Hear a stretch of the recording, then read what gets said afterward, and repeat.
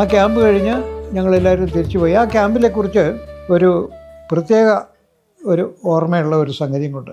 ആ ക്യാമ്പിൽ ഗോപാൽജി എന്ന് വിളിക്കുന്ന ഒരു പ്രചാരകനുണ്ടായിരുന്നു, തമിഴ്നാട്ടുകാരനാണ്. അദ്ദേഹം അന്ന് മധുരയിൽ പ്രചാരകമായിരുന്നു. അദ്ദേഹം കുറച്ചു കാലം തിരുവനന്തപുരത്തും പ്രചാരകനായിരുന്നു. ആ ഗോപാൽജി നല്ല പാട്ടുകാരനാണ്.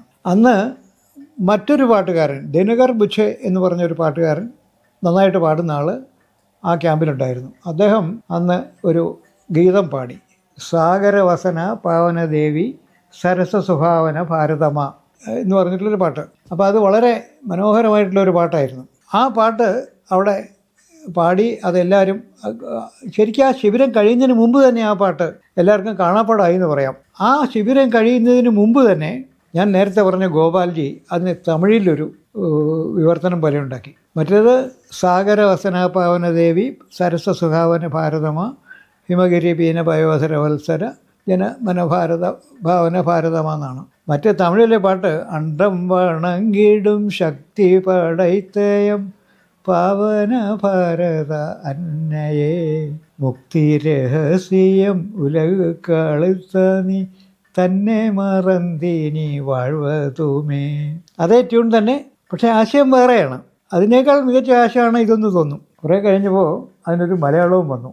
പാവന ചരിതേ ഭാരതമാതെ മഹിത മനസ്സിനി മാമജനനി എന്ന് പറഞ്ഞ് മലയാളത്തിലും. അപ്പോൾ ആ കാര്യം, ആ പാട്ട് ഞാൻ ആദ്യം കാണാതെ പഠിച്ചത് ആ പാട്ടാണ്. അതേപോലെ കൂടുതൽ ഓർമ്മ വെച്ചിട്ടുള്ളതും ആ പാട്ടാണ്. അതിങ്ങനെ ഈ ശിബിരത്തിൽ പങ്കെടുത്തത് കൊണ്ടാണ്. ആ ശിബിരത്തിൽ വെച്ചിട്ടാണ് മാധവജിയെ പരിചയപ്പെട്ടത്, വേണുവേട്ടനെ പരിചയപ്പെട്ടത്. പിന്നെ അങ്ങനെ എറണാകുളത്ത് നിന്നും പുറത്തുനിന്ന് വന്നിട്ടുള്ള പ്രചാരകന്മാരെയൊക്കെ പരിചയപ്പെട്ട ആ സമയത്താണ് നമ്മുടെ പി രാമേന്ദ്രനുണ്ട്. പി രാമേന്ദ്രനും അയാളുടെ ജ്യേഷ്ഠനും രണ്ടുപേരും ശിബിരത്തിലുണ്ടായിരുന്നു. അപ്പോൾ അന്ന് തന്നെ ഈ രാമേന്ദ്രൻ ഒരു കടുക് വറുക്കുന്ന പോലെ നടക്കുന്ന ഒരാളാണ്. ഈ ഭയ്യാജി ഇതാണ് ഈ ബൈഠക്കിൽ വെച്ച് എന്തെങ്കിലും ഒരു ചോദ്യം ചോദിച്ചാൽ ഉടനെ ഇയാൾ ചാടിക്കറി എൻ്റെ ഉത്തരം പറയും.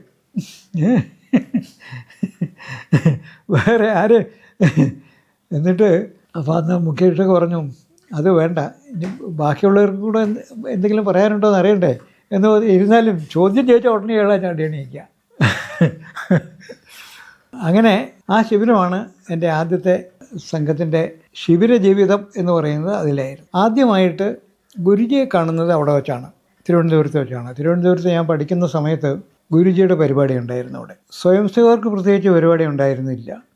അദ്ദേഹം ആ നിരോധനമൊക്കെ കഴിഞ്ഞതിന് ശേഷമുള്ള ജയിൽ വാസം കഴിഞ്ഞ് പുറത്തിറങ്ങിയതിന് ശേഷം ഭാരതം മുഴുവനും അദ്ദേഹത്തിന് സ്വീകരണം ഉണ്ടായിരുന്നു. നമ്മുടെ സൗത്ത് ഇന്ത്യക്ക് വേണ്ടിയിട്ട് മധുരയിലായിരുന്നു പരിപാടി. പക്ഷെ അന്ന് തിരുവനന്തപുരത്ത് വന്നിട്ടില്ല. തിരുവനന്തപുരത്തെ ഗുരുജിയുടെ സന്ദർശനം വളരെ ചരിത്ര പ്രശസ്തമാണ്. അത് 1948 ജനുവരി അവസാനത്തോടു കൂടിയാണ്, 23-24 മറ്റുമാണ് തീയതി. തിരുവനന്തപുരത്ത് വന്ന സമയത്ത് കമ്മ്യൂണിസ്റ്റുകാർ ആ പരിപാടി ആക്രമിക്കുകയും അവിടെ സ്വയം സേവകർ തിരിച്ചടിക്കുകയും ചെയ്ത ഒരു സംഭവമുണ്ട്. വലിയ സംഘടനമായിരുന്നു. അതിനുശേഷം ആ സംഘടനത്തിൽ കമ്മ്യൂണിസ്റ്റുകാരുടെ നേതാക്കന്മാരായിട്ട് വന്ന പല ആൾക്കാരും പിന്നീട് ഇന്ത്യയുടെ ഏറ്റവും ഉയർന്ന ഉദ്യോഗസ്ഥന്മാരായി തീർന്നിട്ടുണ്ട്. എന്നുവെച്ചാൽ ക്യാബിനറ്റ് സെക്രട്ടറി വരെ ആയിട്ടുള്ള വെങ്കിട്ടരമണൻ, ഇത് ഫിനാൻസ് സെക്രട്ടറി ആയിരുന്നു, ക്യാബിനറ്റ് സെക്രട്ടറി ആയിരുന്നു. അത് കഴിഞ്ഞ് ഐക്യരാഷ്ട്രസഭയുടെ ഒരു ഫിനാൻസ് ഓഫീസറും കൂടെ ആയിരുന്നു.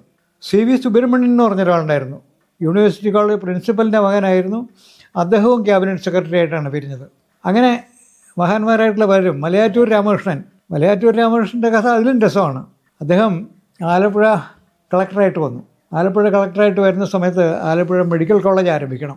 അതിന് വേണ്ടിയിട്ട് അത് അവിടുത്തെ ഗൗഡസാരസ്വത സമുദായത്തിൻ്റെ TD ക്ഷേത്രത്തിൻ്റെ വകയായിട്ടാണ് തുടങ്ങിയത്. ആ സംരംഭത്തിന് കളക്ടർ എന്നുള്ള നിലയിൽ കമ്മിറ്റിയുടെ അധ്യക്ഷൻ അദ്ദേഹമാണ്. ആ കമ്മിറ്റിയുടെ അസിസ്റ്റൻ്റ്, അതായത് ഉപാധ്യക്ഷനായിരുന്ന ആൾ നമ്മുടെ അവിടുത്തെ സംഘത്തിൻ്റെ പിന്നീട് പ്രാന്തസംഘ കാര്യവാഹമൊക്കെ ആയിട്ടുള്ള നാരായണപ്പൈ, അഡ്വൈറ്റ് നാരായണപ്പൈ ആയിരുന്നു. അപ്പോൾ ഈ നാരായണപ്പൈയും ഒക്കെ ആയിട്ട് ഈ ഇത് കോളേജിൻ്റെ ഇതിൽ ആരംഭിക്കുന്നതിനെക്കുറിച്ചും അതിനുള്ള മറ്റ് സൗകര്യങ്ങളെക്കുറിച്ചും ഒക്കെ സംസാരിക്കുന്നതിനിടയിൽ ഈ നാരായണപ്പൈ പരിചയപ്പെടുത്തിയ സമയത്ത് RSSൻ്റെ സ്റ്റേറ്റ് സെക്രട്ടറി എന്ന് പരിചയപ്പെടുത്തി. ഇപ്പോൾ മലയാറ്റൂർ രാമകൃഷ്ണനാണ് കളക്ടർ. അയാൾ പറഞ്ഞു, I had also an experience with RSS എന്ന് പറഞ്ഞു. അപ്പോൾ എന്താ ഇതെന്ന് അപ്പോൾ പറഞ്ഞു, not with any member but with the tip of your ദണ്ഡ ഓൺ മൈ ഹെഡ് എന്നാണ് പറഞ്ഞത്. എന്നിട്ട് ആ പാട് കാണിച്ചു കൊടുത്തു, അടി കൊണ്ടതിൻ്റെ. അങ്ങനെ മലയാറ്റൂർ രാമകൃഷ്ണൻ അത് വളരെ തമാശയോടുകൂടി പറയുകയുണ്ടായി, അതങ്ങനെ ഒരു കാലം എന്നൊക്കെ പറഞ്ഞിട്ട്. പിന്നീട് അദ്ദേഹം ഗുരുവായൂർ ദേവസ്വത്തിൻ്റെ അഡ്മിനിസ്ട്രേറ്ററൊക്കെ ആയിട്ടുണ്ടായിരുന്നു. അങ്ങനെ ആലപ്പുഴയിൽ ഗുരുജിയുടെ പരിപാടിയിലും സംഘടന ഉണ്ടായി. ഞാൻ പറയാൻ വന്നതല്ല, തിരുവനന്തപുരത്ത് പഠിക്കുന്ന കാലത്താണ് ഗുരുജി അവിടെ വന്നത്. അന്ന് സ്വീകരണമായിരുന്നു അദ്ദേഹത്തിന്. ഒരു ശാഖ വളരെ ഒന്നും ഉണ്ടായിരുന്നില്ല, 2-3 ശാഖകളെ ഉണ്ടായിരുന്നുള്ളൂ. അപ്പോൾ അവിടെ ഈ നേരത്തെ സംഭവം ഉള്ളതിന് ശേഷം ഗുരുജി ആദ്യമായിട്ടവിടെ വരുന്ന സമയത്ത് അവിടെ ഒരു പബ്ലിക് റിസപ്ഷൻ കൊടുത്തു ഹിന്ദുമത ഗ്രന്ഥശാലയിൽ വെച്ച്. ആ റിസപ്ഷനിൽ അദ്ദേഹത്തിൻ്റെ പ്രസംഗം ഞങ്ങൾ അതിനു മുമ്പ് സ്വയംസേവകരുടെ ഒരു ബൈഠക്ക് ഉണ്ടായിരുന്നു. എല്ലാം കൂടെ 10-30 പേരുണ്ടായിരുന്നു. തിരുവനന്തപുരത്ത് നിന്ന് നാഗർകോവിലും കൂടെ ചേർന്ന്. നാഗർകോവിൽ തിരുപ്പതിയുടെ ഭാഗമാണല്ലോ. അവിടെ വെച്ച് ഗുരുജിയായിട്ട് പരിചയപ്പെട്ടു. അത് ഒരു ഓർമ്മയായിട്ട് നിൽക്കുന്നു. അപ്പോഴാണ് ഹിന്ദുമത ഗ്രന്ഥശാലയിൽ പരിപാടി നടന്നത്. ആ പരിപാടിയിലാണ് ഗുരുജിയുടെ ആദ്യത്തെ പ്രഭാഷണം കേട്ടത്. അതിൽ എനിക്ക് ആദ്യം കേൾക്കുന്ന ഇംഗ്ലീഷ് പ്രസംഗമാണ്. എനിക്കതിലെ ഒന്നും മനസ്സിലായില്ലെന്ന് പറയാം. അത് എന്താണ് അദ്ദേഹം പറഞ്ഞതെന്നുള്ളതിനെക്കുറിച്ച് ഓർമ്മ പോലും ഇല്ല. അങ്ങനെ ഗുരുജിയുടെ ആ പരിപാടി കഴിഞ്ഞു. പിന്നെ ആ സമയത്ത് സംഘം മുൻകൈ എടുത്തിട്ട് ഗോവധ നിരോധന പ്രസ്ഥാനം, ശരിക്കും ഗോവധ നിരോധന പ്രസ്ഥാനം എന്നല്ല അതിൻ്റെ പേര്, അഖില ഭാരതീയ ഗോരക്ഷാ അഭിയാൻ എന്നാണ്. ഈ ഗോവധ നിരോധന പ്രസ്ഥാനം എന്നുള്ളത് മനഃപൂർവ്വമായിട്ട് സംഘത്തിൻ്റെ എതിരാളികൾ പ്രചരിപ്പിച്ച ഒരു പേരാണത്. അഖില ഭാരതീയ ഗോരക്ഷാ അഭിയാൻ എന്നാണ് അതിൻ്റെ പേര്. അതിൻ്റെ പരിപാടികളുണ്ടായിരുന്നു. ഇപ്പോൾ തിരുവനന്തപുരത്ത് അതിൻ്റെ ഒരു ഭാഗമാണ് ഗോവധം നിരോധിക്കണം എന്നുള്ളത്. അതിന് വേണ്ടിയിട്ട് ഒപ്പുശേഖരണം ഉണ്ടായിരുന്നു. ഒപ്പുശേഖരണം കോളേജുകൾ വഴിയായിട്ടൊക്കെ ശാഖകൾ വഴിയായിട്ടൊക്കെ നടത്താനായിട്ടുള്ള ഏർപ്പാടുണ്ടായിരുന്നു. ഞങ്ങൾ MG കോളേജ്, മഹാത്മാഗാന്ധി കോളേജിൽ 2-3 സ്വയംസേവകരെ ഉണ്ടായിരുന്നുള്ളൂ. ഞങ്ങളെല്ലാവരും കൂടെ അതിൻ്റെ ഫോറം ഒക്കെ മേടിച്ചുകൊണ്ട് പോയിട്ട് അവിടുന്ന് പ്രൊഫസർമാരെയും സ്റ്റുഡൻസിനെയൊക്കെ കൊണ്ട് ഒപ്പിടിച്ച് 18 വയസ്സിന് കഴിഞ്ഞവരെ വേണം ഒപ്പിടാൻ. എനിക്ക് പോലും അതിൽ ഒപ്പിടാൻ അധികാരമില്ല അന്ന്. അങ്ങനെ അവരെ കൊണ്ട് ഒപ്പിടിപ്പിച്ച് അത് കൊണ്ടുവന്ന് കൊടുത്തു. ആ സമയത്ത് തിരുവനന്തപുരത്ത് നേരത്തെ പറഞ്ഞ ഹിന്ദുമത ഗ്രന്ഥശാലയുടെ അടുത്ത് ശൈവപ്രകാശം ഹാൾ എന്ന് പറഞ്ഞൊരു ഹാളുണ്ട്. ആ ഹാളിൽ ഗോരക്ഷാ പ്രദർശനം എന്ന് പറഞ്ഞിട്ട് ഒരു പ്രദർശനം സംഘടിപ്പിച്ചു. അന്ന് പ്രചാരകനായിരുന്നത് ദത്താജി ഡിഡോൾക്കർ എന്ന ആളാണ്. ദത്താജി ഡിഡോൾക്കർ നേരത്തെ കുറേ കാലം തൃശ്ശൂരിൽ വിസ്താരക്കായിട്ട് പ്രവർത്തിച്ചിരുന്നു. പിന്നെ കോഴിക്കോട്ട് പ്രചാരകനായിരുന്നു. അത് കഴിഞ്ഞ് പിന്നെ തിരിച്ച് തിരുവനന്തപുരത്തേക്ക് പ്രചാരകനായിട്ട് വന്നു. അങ്ങനെ വന്ന സമയത്ത് അദ്ദേഹം ഫിസിക്സ് MSc-കാരനാണ്. അപ്പോൾ തിരുവനന്തപുരത്തെ മഹാത്മാഗാന്ധി കോളേജിൽ ഈ ഫിസിക്സ് MSc-ക്കാരെ കിട്ടാൻ പ്രയാസമായിരുന്നു. അപ്പോൾ NSSൻ്റെ ജനറൽ സെക്രട്ടറിയെ പോയി കണ്ട് പരിചയപ്പെട്ട സമയത്ത് ഫിസിക്സ് MSc-കാരനാണെന്ന് പറയുകയും അപ്പോൾ അദ്ദേഹം അവിടെ ലെക്ചറായിട്ട് ചേരാൻ എന്നെ ക്ഷണിക്കുകയും ചെയ്തു. അപ്പോൾ ദത്താജി പറഞ്ഞു, ഞാനിവിടെ സംഘപ്രചാരകനാണ്, എനിക്കത് മതി, അല്ലാതെ അവിടെ ജോലി ചെയ്യാൻ എനിക്ക് ആഗ്രഹമില്ല എന്ന് പറഞ്ഞു. അല്ല, നിങ്ങൾ സംഘപ്രചരണം നടത്തിക്കോളൂ, ഇവിടെ ക്ലാസ് എടുക്കാൻ വന്നാൽ മതിയല്ലോ, ആഴ്ചയിലും കണ്ട് 7-8 മണിക്കൂർ ക്ലാസ് എടുക്കേണ്ട പ്രശ്നമേ ഉള്ളൂ എന്നൊക്കെ പറഞ്ഞു. ഏതായാലും ഇല്ല എന്ന് പറഞ്ഞ് അദ്ദേഹം എന്ന് പറഞ്ഞു. അതോടുകൂടി ആ മക്കപ്പുഴ വാസുദേവൻപിള്ള എന്നാണ് ആ NSS ജനറൽ സെക്രട്ടറിയുടെ പേര്. അദ്ദേഹത്തിനും മന്നത്തോപ്പനാവിനുമൊക്കെ സംഘത്തിൻ്റെ പ്രവർത്തകരോട് വലിയ ഒരു അപ്രിസിയേഷൻ വന്നു. അങ്ങനെ ഇരിക്കെ തിരുവിതാംകൂർ ദേവസ്വം ബോർഡിൻ്റെ പല ക്ഷേത്രങ്ങളിലും ഹിന്ദുമത കൺവെൻഷനുകൾ നടത്താറുണ്ടായിരുന്നു. കോട്ടയത്ത്, വൈക്കത്ത്, അതേപോലെ പ്രധാനപ്പെട്ട ക്ഷേത്രങ്ങളിലെല്ലാം. അങ്ങനെ തിരുവിതാംകൂർ ദേവസ്വം ബോർഡിൻ്റെ കീഴിൽ അന്ന് കന്യാകുമാരിക്കടുത്ത് മണ്ടക്കാട് എന്ന് പറഞ്ഞ സ്ഥലത്ത് ഒരു ദേവീക്ഷേത്രമുണ്ട്. അവിടെ പ്രധാനപ്പെട്ട ഉത്സവം അമ്മൻകൊട എന്ന് പറയും. ഈ പൊങ്കാലയ്ക്ക് അമ്മൻകൊട എന്നാണ് കന്യാകുമാരി പറയുക. ഈ മണ്ടക്കാട് ദേവീക്ഷേത്രത്തിലെ അമ്മൻകൊട സമയത്ത് അവിടെ ഒരു ഹിന്ദുമത കൺവെൻഷൻ കൂടാറുണ്ട്. കോട്ടയത്തും വൈക്കത്തും ഏറ്റുമാനൂരും ആറന്മുളയൊക്കെ കൂടാറുണ്ട്. ഈ ഹിന്ദുമത കൺവെൻഷൻ സമയത്ത് ഉത്തരേന്ത്യയിൽ നിന്ന് ആരെങ്കിലും ഒരാളെ പ്രഭാഷകനായിട്ട് കിട്ടണം, അതിന് സാധിക്കുമോ എന്ന് ദത്താചാര്യ അടുക്കൽ മക്കപ്പുഴ വാസുദേവൻപിള്ള ചോദിച്ചു.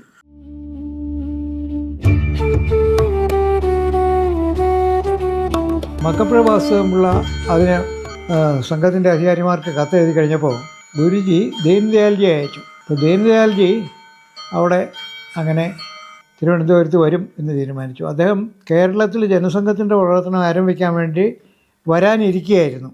അപ്പോൾ അതും ഇതും കൂടെ ക്ലബ് ചെയ്തു. അപ്പോൾ ഏതാണ്ട് ഒരാഴ്ചത്തെ ഒരു പരിപാടി കേരളത്തിൽ ഏർപ്പാട് ചെയ്തു. അപ്പോൾ ആദ്യം മലബാർ ഭാഗത്ത് പോയി, എന്നിട്ട് അവിടെ പാലക്കാടും കോഴിക്കോട്ടും ഒക്കെ സമ്മേളനങ്ങളും ഒക്കെ വെച്ച് കമ്മിറ്റികളൊക്കെ രൂപീകരിച്ചു. നമ്മൾ TN ഭരതേട്ടൻ കൺവീനറായിട്ട് ഒരു കമ്മിറ്റി ഉണ്ടാക്കി. അത് കഴിഞ്ഞ് കൊച്ചിൻ സ്റ്റേറ്റിൽ വന്നു. കൊച്ചിയിലും അതേപോലെ തൃശ്ശൂരോ എറണാകുളത്ത് മറ്റൊരു കമ്മിറ്റി ഉണ്ടാക്കി. അത് കഴിഞ്ഞ് തിരുവിതാംകൂറിലേക്ക് വരണം. തിരുവിതാംകൂറിലേക്ക് വരാനായിട്ട് ആലോചിച്ചിരിക്കുന്ന സമയത്താണ് ഈ നിർദ്ദേശം വന്നത്. അപ്പോൾ ഇതും കൂടെ അങ്ങോട്ട് യോജിച്ചു പോകാനായിട്ടുള്ള ഒരു പരിപാടി അവർ ആസൂത്രണം ചെയ്തു. അപ്പോൾ ആലപ്പുഴ, കോട്ടയം, കൊല്ലം മുതലായിട്ടുള്ള സ്ഥലങ്ങളിലെല്ലാം കമ്മിറ്റികൾ കൂടാനായിട്ട് തീരുമാനിച്ചു. അപ്പോൾ അങ്ങനെ തിരുവനന്തപുരത്ത് വന്ന് ദീനദയാൽജി തിരുവനന്തപുരത്ത് വരുന്ന സമയത്ത് ഈ കമ്മിറ്റികളൊന്നും ഉണ്ടാക്കിയില്ല. പക്ഷേ അവിടെ നിന്നുള്ള ആളുകളെയൊക്കെ കണ്ടു. അങ്ങനെ തിരുവനന്തപുരത്ത് ഇത് വന്നു. തിരുവനന്തപുരത്ത് അദ്ദേഹം വന്ന സമയത്ത് നമ്മുടെ രാമൻപിള്ള സാറിൻ്റെ ചേട്ടൻ സാധുശീലൻ പരമേശ്വരൻ പിള്ള ഉണ്ടായിരുന്നു. അദ്ദേഹം കേസരിയുടെ എഡിറ്ററായിട്ട് പിന്നെ വളരെ കാലം പ്രവർത്തിച്ചിട്ടുണ്ട്. ആ സാധുശീലൻ പരമേശ്വരൻ പിള്ള ആണ് ദീനദയാൽജിയെ കൊണ്ട് കന്യാകുമാരിക്ക്. അദ്ദേഹം കേരള ഹിന്ദു മിഷൻ്റെ തിരുവനന്തപുരത്തെ മിഷണറി ആയിരുന്നു. ആര്യകുമാർ ആശ്രമത്തിൻ്റെയും കേരള ഹിന്ദു മിഷൻ്റെയും പ്രവർത്തകനായിരുന്നു അദ്ദേഹം ആണ് ദീനദയാൽജിയെ കൊണ്ട് കന്യാകുമാരി ഈ മണ്ടക്കാട് ക്ഷേത്രത്തിൽ പോയതും. പിന്നെ ദീനദയാലിൻ്റെ കൂടെ ദത്താജി വന്നിരുന്നു. ദത്താജിയും പോയി. അപ്പോൾ അദ്ദേഹത്തിൻ്റെ പ്രസംഗങ്ങളൊക്കെ വിവർത്തനം ചെയ്തിരുന്നത് സാധുശീലൻ സാറാണ്. കന്യാകുമാരിയിൽ പോയി ആ പരിപാടി കഴിഞ്ഞ് തിരിച്ച് ദീനദയാൽജി വന്നു. തിരുവനന്തപുരത്തെ ശാഖയിൽ വന്നു. അപ്പോൾ അങ്ങനെ ആ ശാഖയിൽ വെച്ച് അദ്ദേഹം ദീനദയാലിലൂടെ എന്ന ഈ വിശ്വഹിന്ദു പരിഷത്തിൻ്റെ സ്ഥാപകനായിട്ടൊരു SS ആപ്തെ ഉണ്ടായിരുന്നു. SS ആപ്തയും കൂടെ വന്നിരുന്നു. SS ആപ്തയാണ് വിശ്വഹിന്ദു പരിഷത്ത് ആരംഭിച്ച ആൾ, അതിൻ്റെ ആദ്യത്തെ ആൾ. അങ്ങനെ അവരെല്ലാം കൂടെ തിരുവനന്തപുരത്ത് വന്നു. ശാഖ ചെറുതാണെങ്കിലും സ്വയംസേവകർ കുറവാണെങ്കിലും അവരെല്ലാം ശാഖയിൽ വരികയും സംസാരിക്കുകയൊക്കെ ചെയ്തു. അത് ആ കാലത്ത് തന്നെ ദീനദയാൽജിയായിട്ട് പരിചയപ്പെടാനിടയായി.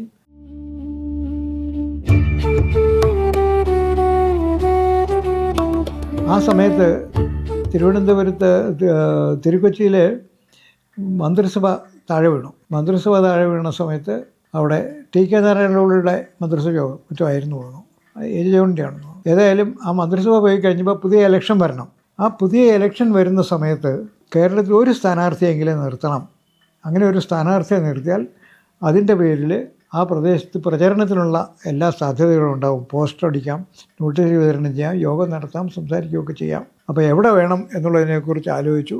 ദീനദയാൽജി ആലോചിച്ചത് പൂഞ്ഞാറിൽ മത്സരിക്കണം എന്നാണ്. അതായിരുന്നു അദ്ദേഹത്തിൻ്റെ മനസ്സിലുണ്ടായിരുന്നത്. കാരണം എന്താ, പൂഞ്ഞാറായിരുന്നു കേരളത്തിലെ മുഖ്യമന്ത്രിയായിരുന്ന AJ ജോണിൻ്റെ മത്സരിക്കാനുള്ള സ്ഥലം. അതുകൊണ്ടാണ് പൂഞ്ഞാർ മത്സരിക്കാൻ ഉദ്ദേശിച്ചത്. അപ്പോൾ മാധവജി പറഞ്ഞു, പൂഞ്ഞാറിൽ നമുക്കൊരു പ്രവർത്തകൻ പോലും ഇല്ല, നമുക്കവിടെ ഒരു അപ്രോച്ച് പോലും കിട്ടിയിട്ടില്ല. ഇല്ലെങ്കിൽ പൂഞ്ഞാറില്ലെങ്കിൽ തിരുവനന്തപുരം, എങ്ങനെയാണ് പറഞ്ഞത്, തിരുവനന്തപുരത്ത് മത്സരിക്കാം, അവിടെ ആണെങ്കിൽ തലസ്ഥാനത്ത് എന്തെങ്കിലും നിങ്ങൾക്ക് നടക്കുമല്ലോ എന്ന് വിചാരിച്ച് തിരുവനന്തപുരത്ത് ഒരു സ്ഥാനം മത്സരിക്കാനായിട്ട് തീരുമാനിച്ചു. അവിടെ നമ്മുടെ ഒരു സ്വയംസേവകൻ രാമേന്ദ്രൻ ഉണ്ടായിരുന്നു. ആ രാമേന്ദ്രൻ്റെ അച്ഛൻ അറക്കൽ നാരായണപിള്ള എന്നുള്ളൊരു അഡ്വക്കേറ്റ്, സംഘവുമായിട്ട് നല്ല അടുപ്പമുള്ള ആളാണ്. അദ്ദേഹത്തിനെ സ്ഥാനാർത്ഥിയായിട്ട് നിർത്തി മത്സരിക്കാനായിട്ട് തീരുമാനിച്ചു.